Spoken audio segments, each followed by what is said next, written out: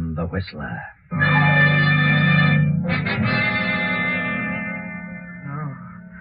No. I don't want to die. John. Get away. John, wake up. Oh. Where is he? Where's who? That man. Oh, you've been having a nightmare, John. Huh? Oh, good heavens, Clara. It was awful. I dreamed there was a man in this room, and he stood right over me. And he said I was going to die. I was going to be murdered within 48 hours. Sunday night, and again CBS presents The Whistler.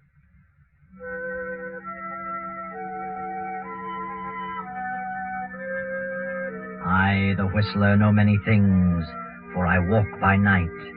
I know many strange tales, many secrets hidden in the hearts of men and women who have stepped into the shadows. I know the nameless terrors of which they dare not speak, and so I tell you tonight the strange story, Death Comes at Midnight. John Prentice is a manufacturer, a very busy man who needs his rest. But John had a frightful dream. The dream was not brought on by a guilty conscience, for John's life has been above reproach. He loves his wife, Clara, and their grown daughter, Eva. He has done no wrong to any man. Why, then, this awful dream with its prophecy of death? Now, the following evening, the Prentices are planning to attend a lecture, and Dwight Cooper, Eva's fiancé, is going with them. The wife and daughter are in the living room awaiting his arrival. Oh, there's Dwight now, Mother. I'll go to the door. Wait a minute, Eva. You'd better make sure who it is before you open the door. Oh, Mother, you still worrying about that dream Daddy had last night? Well, I can't help being nervous about it. Well, of course it's Dwight. We're expecting him, aren't we? I'm going to let him in. Well, enter, Malone. Hello, darling. How come you're answering the door yourself? Maid's not out? We haven't got a maid. She went to work in a war plant. Well, good for her. We're going to do without a maid for the duration. That's the spirit. Good evening, Miss Prentice. Good evening, Dwight. Now, you see, Mother, it wasn't a big bad wolf after all. Not this time. But we'd better be careful, Eva. Well, what's this about a big bad wolf? Seems that Mother believes in dreams, Dwight.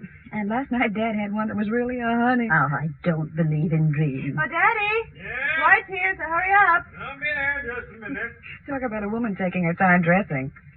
Well, what about this dream? You tell him, Mother. Well, I don't believe that all dreams have a meaning. But this one John had was a prophecy, and I'm concerned about it. Yes? He kept hearing a man's voice telling him over and over that he was going to be murdered within 48 hours. Murdered? Can you imagine such a thing? Oh, well, I wouldn't be alarmed, Mrs. Prentice. According to psychologists, a dream has no possible relation to the future. They say a dream comes from experiences of the past that have been registered in the subconscious mind. Well, if John's been murdered in the past, I haven't heard about it. Oh, now, wait. I didn't mean it quite as literally as all that. Well, Mother's been counting the hours, Dwight. Let's see, the dream came at midnight last night. Well, that means Dad's hour of doom is midnight tomorrow, if he isn't murdered sooner. Maybe we'd better not risk taking him to the lecture. Oh, I wish you two wouldn't joke about it. I don't think it's any joking matter. Oh, I'll get it. Hello? Hello? Mr. Prentice there? Well, he's busy right now. Could I take a message? Yeah. Tell him he better come to the phone, whether he's busy or not, if he wants to save his life. What? This is a matter of life and death. Oh, well, hold the line a minute. Of all the amazing things, there's a man on the phone who sounds like a gangster. He wants to talk to Daddy about saving Daddy's life. His life? Maybe I'd better talk to him. Oh, no. No, get John on the phone. Call him, Eva. Daddy, you're wanted on the phone. It's important. All right, I'm coming. Oh, don't tell me that dream didn't mean anything. Now, Mother, don't get excited. Well, just what did this fellow say? Well, Oh, here's Daddy. Now, hello, Dwight. Good evening, Miss Prentice. Daddy, wait. I don't know who that man is, but he's terribly hard-boiled, and he said I'd better get you to the phone if you want to save your life. What's this? Oh, John, I'll see what it's all about. Hello? Mr. Prentice? Yes? You don't know me, but you better pay attention to what I'm telling you, see? A certain man here in town, a wealthy guy, has offered me a nice piece of dough to put you out of the way. What? But I want to be reasonable, see? So I'll consider... Hey, are you listening? Yes, I'm listening. Go ahead. Well, if you want to hike the ante a little bit, say to $3,000, I'll call off my deal with this guy. What's more, I'll give you his name. I see. Now, $3,000's a small matter to you, so... Wait a minute. Suppose you come here to the house and we'll talk it over. Do I sound like a chump? You're coming to see me, and you're bringing the dough. Oh, no, I'm not. Think I'm going to walk into a trap? You mean you're turning down my proposition? I certainly am. All right, mister. You asked for it. You'll be a goner by midnight tomorrow. All right. So listen. Hello.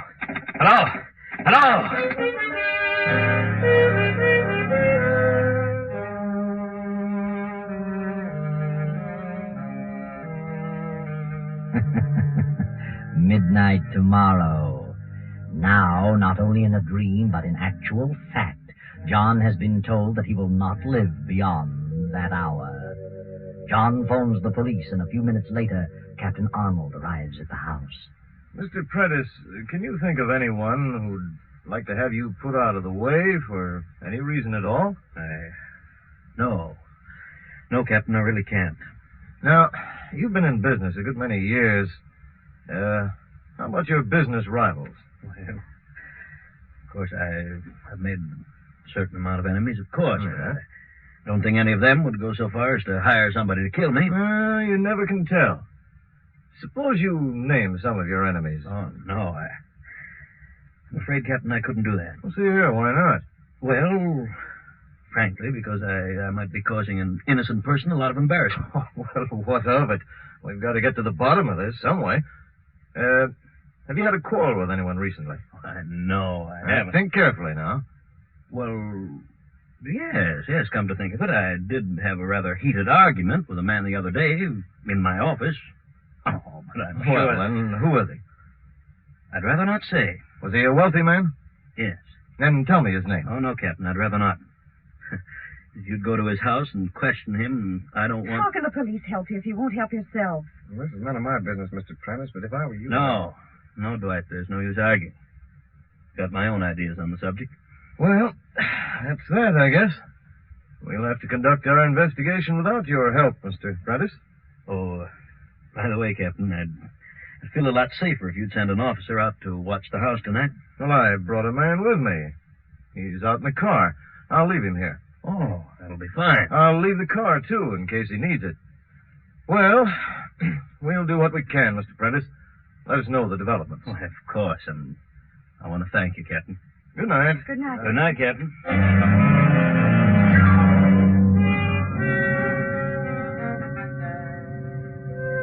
So John is unwilling to give the name of the man with whom he quarreled.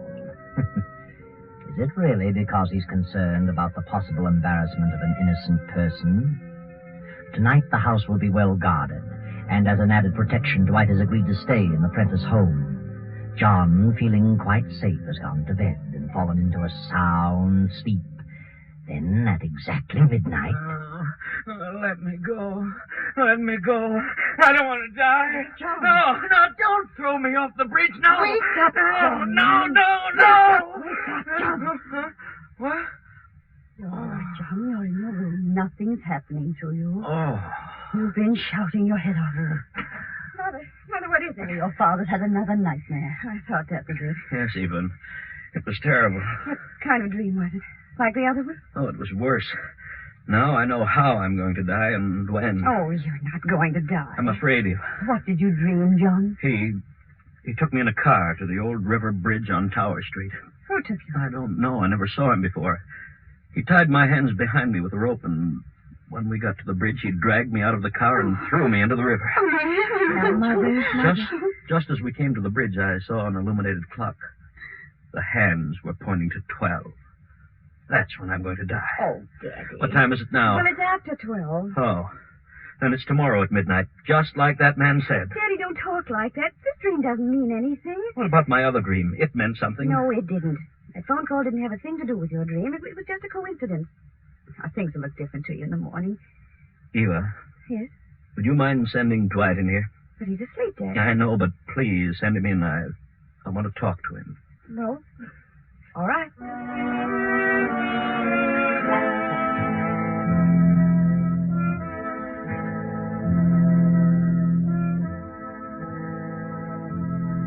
Sit down, Dwight. They told me about the dream, Mr. Prentice, but I wouldn't let it bother me if I were you. I can't help being bothered. The dream was so vivid, Dwight, and it fits in so perfectly with what's happening in real life. Yes, I'll admit that's rather strange. The reason I sent for you, well, if anything should happen to me, I want you to sort of take charge of things for Clara and Eva.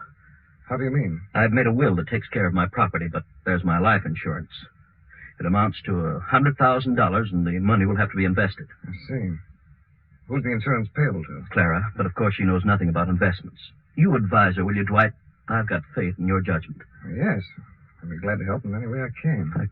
Come to think of it, I owe a payment on that policy right now. But the grace period isn't up for a couple of days yet. I'll make the payment if I'm still alive. Oh, I have an idea you'll be alive, all right. But as you say, if anything should happen, I'll be glad to advise Mrs. Prentice. Oh, I knew you would, Dwight. And thanks.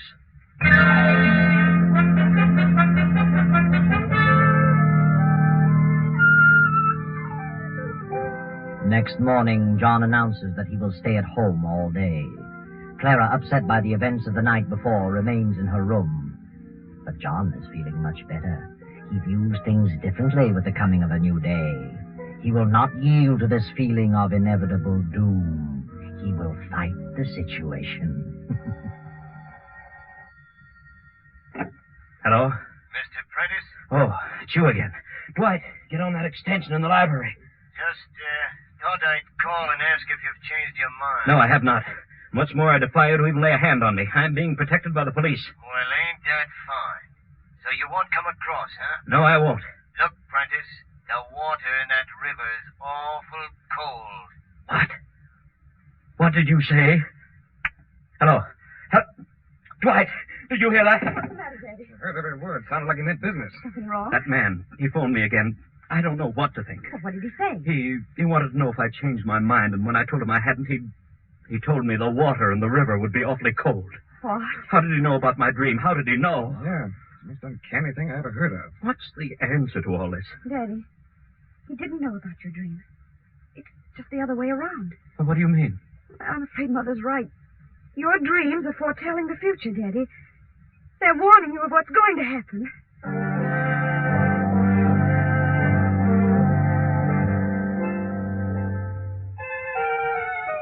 And now John's spirits are crushed again. For if the dream told the truth, then his fate is sealed in spite of anything he can do. Dwight, however, is not ready to give up. He is annoyed with Eva for admitting her belief in the dream. Darling, for your father's sake, you shouldn't have said what you did, even though you believe it yourself. I know, Dwight. Perhaps I shouldn't. I said it before I thought. But there must be something to those dreams. Yes, I know. You got me guessing. But look, let's try to do something. Do what? I've been thinking about this quarrel your father had. He won't tell us the man's name, but maybe we can find out. How? Through your father's secretary. Quarrel took place in his office, you know. Oh, yes. Miss Edwards might know about it. Well, shall we get down and see her? But look, let's not tell her what we want the information for. The less we say about this situation, the better. Well, we'll give her some other reason. Yes. Get your coat and hat on, honey. We'll get out of my car.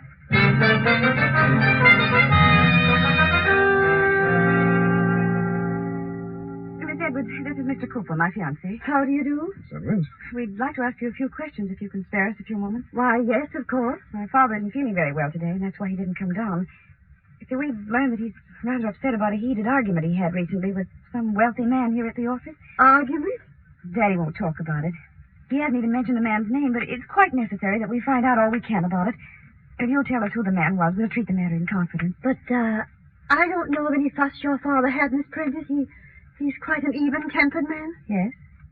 Are you sure you don't remember? Very well. There was an argument. I couldn't hear what was being said. They were in your father's private office, but I did hear your father talking quite angrily with Mr. Reeves. Who's he? Milton Reeves. He's been in several big deals with Mr. Prentice. Oh. Couldn't you hear anything that was being said? No, just their loud voices. Mr. Reeves was angry, too, but I really couldn't make out what they said. No? Well, at any rate, we've got something to go on, Eva. Yes. I think we'd better have a talk with Mr. Reeves. Thank you, Miss Edwards. You won't tell Mr. Prentice that I said anything, will you? Or Mr. Reeves either? Oh, no. You can depend on that.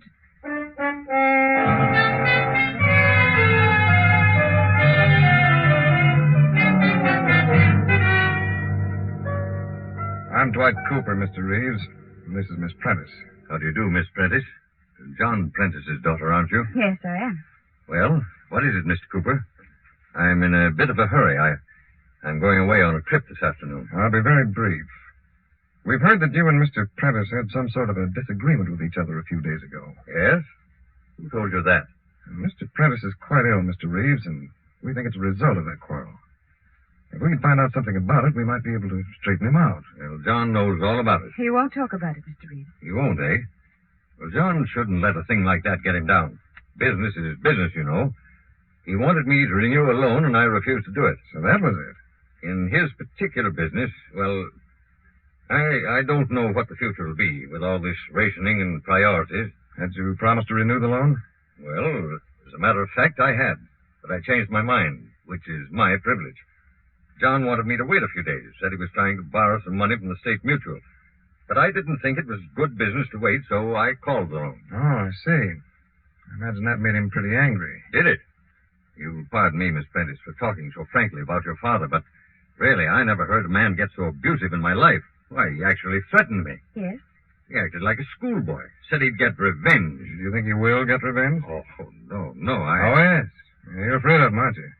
You'd like to arrange things so he couldn't possibly get revenge, wouldn't you, Mr. Reeves? Did you threaten him? Say, what are you getting at? I think you know what we're getting at. I do not. Now, see here. I've told you all I'm going to tell you, so now I'll ask you both to leave. Surely. You've told us quite enough, Mr. Reeves.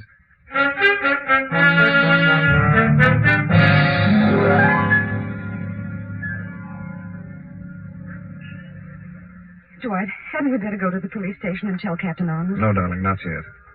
But I'm sure Reeves is the one who's hired that thug to kill your father. So am I. He said he was going on a trip. He wants to be out of the way when it happens, so he won't be suspected. Of course. But why shouldn't we have him arrested? I'd like to get more evidence first. I want to find out more about that loan. Who do you think could tell me? Well, Mr. McAdams ought to be able to tell you. He's the treasurer of Daddy's firm. All right, I'll go see him. Look, honey, suppose you take a taxi and go on home. See how things are getting along. Oh, Dwight, Please, honey, I may have to do some running around. Look, don't tell your father about this. Oh, no. All right, Dwight. But don't be gone too long. I won't tell him.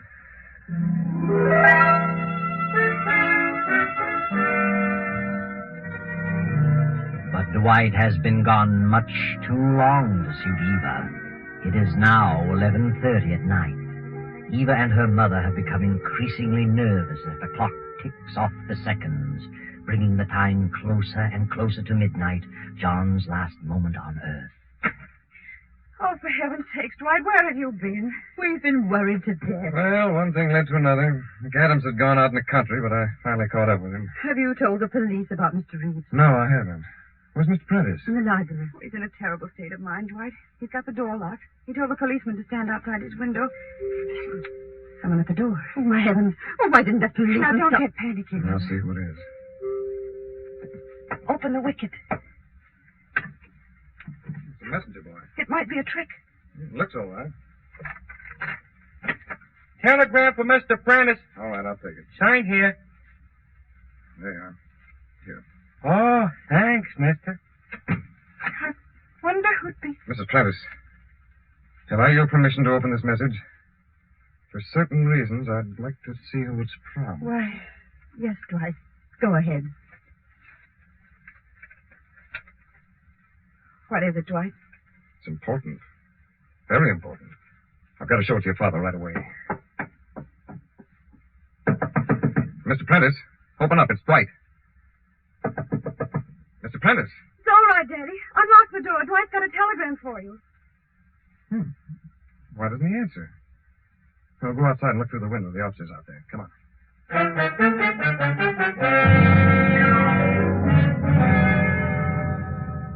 Where is that officer, Eva? I don't see him. I don't know, Dwight. Daddy told him to stay right here by the window. Eva, look. The window's wide open. What? What's that? Oh, my heavens. There's the policeman on the ground. Something's happened to him. He's hurt. Officer! Officer! He's coming on. What happened? I seen a car drive up in the alley. Oh. A light-colored sedan.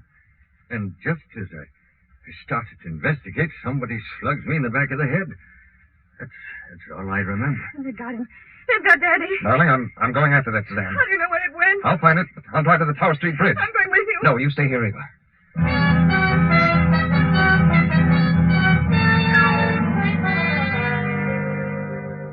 And why does Dwight think he'll find the light-colored sedan at the Tower Street Bridge?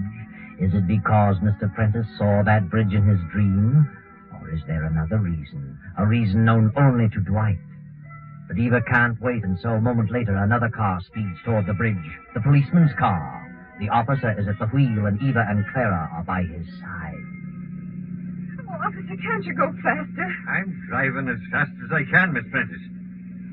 Say, I better put in a radio call to headquarters and have them send a squad car to the other side of that bridge. No telling what we'll run into there.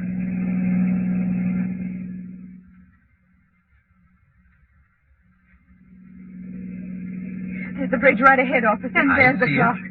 What clock? The one Daddy saw in his dream. And look, it's midnight. I don't know nothing about the dream, Miss Prentice. All I see a car out on the bridge. You see it? That's the baby. That's the one I saw at the house. Where's Dwight's car? Dwight's car isn't there. He must have got lost. Say, we'd better watch our step. The squad car ain't come to the other end yet. Oh, hurry, officer. Now, don't you get out of the car. You stay here. I'll see what's going on. Yes, but hurry.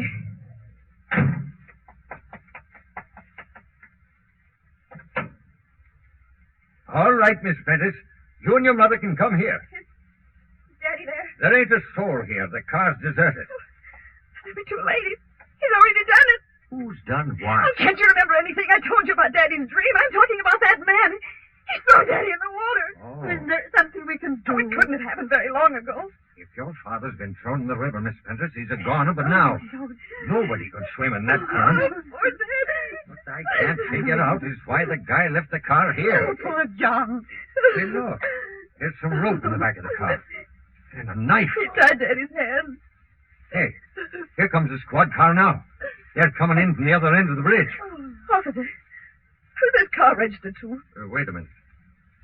Well, by golly, there's no registration slip in it. I know who it belongs to. Milton Reeves. I'll take the number and we'll check on it later. Well, what's up, Jack? It looks like there's some dirty work been going on here. Yeah? Well, maybe this guy knows something about it. Quit shoving me, will you? Where'd you pick him up? He was running away from the bridge. Oh, he was, huh? All right, buddy. What do you know about this sedan? Not a thing. I wasn't on the bridge. Yeah, that's him. That's the man who threatened Daddy over the phone. I can tell by his voice. Well, now we're getting someplace. All right, you. Give. Where's Mr. Prentice? I don't know what you're talking about. You threw him into the river, didn't you? No. You're a liar. Come on, talk. I don't know nothing. We'll get you to talk at headquarters.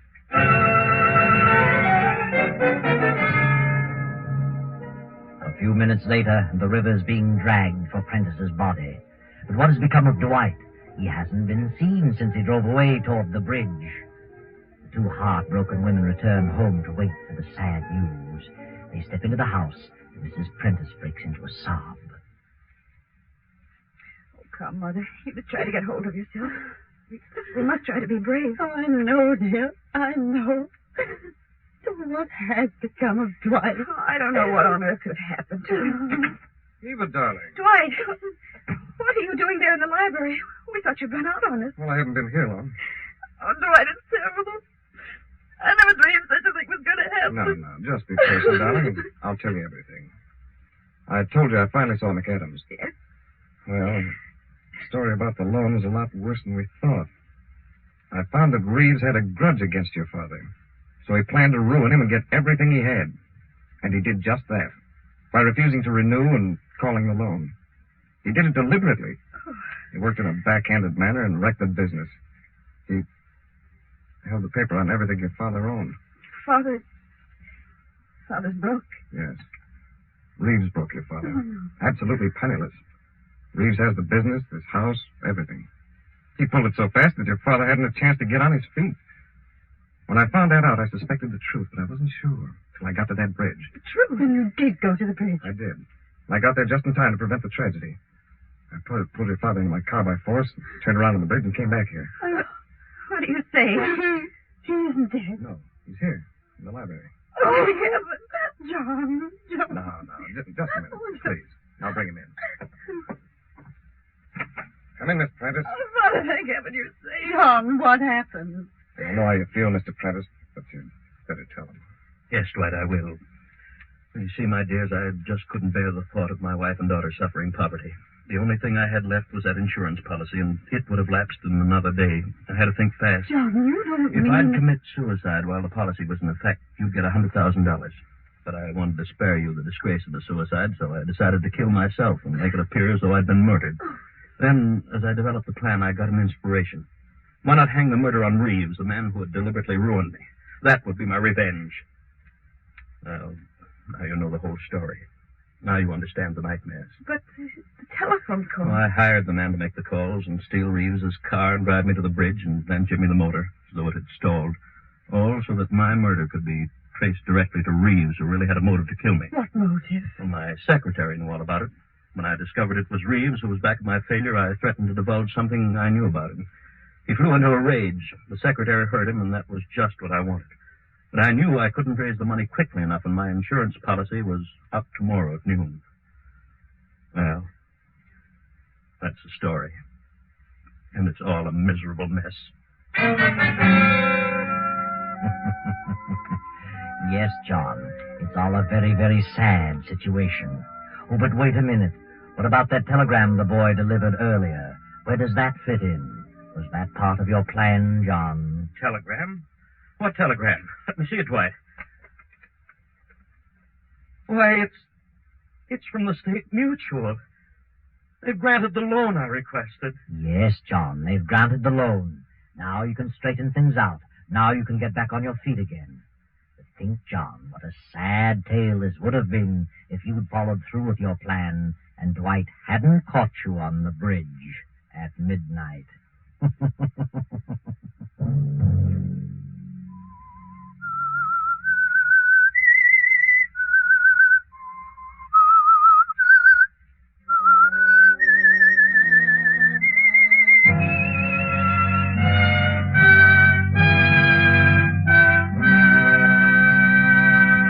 CBS has presented The Whistler.